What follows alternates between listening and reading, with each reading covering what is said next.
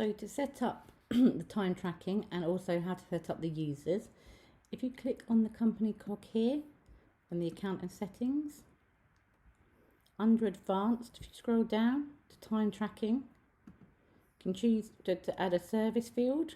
You don't have to do that as if you're tracking different types of services they're providing.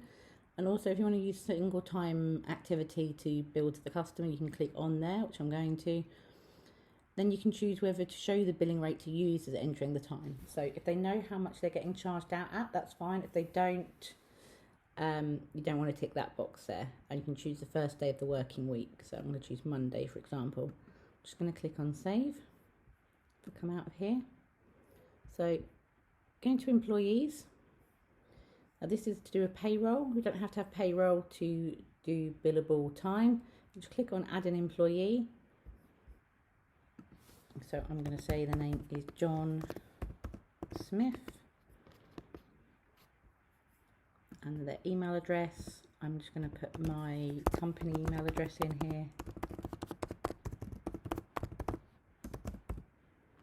and choose how much the billing rate per hour is.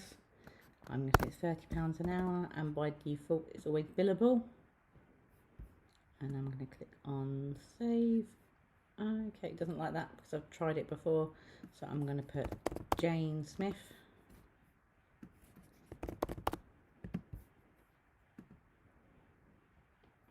Okay, now to add them so they can do their own timesheets, you can click on there and on manage users.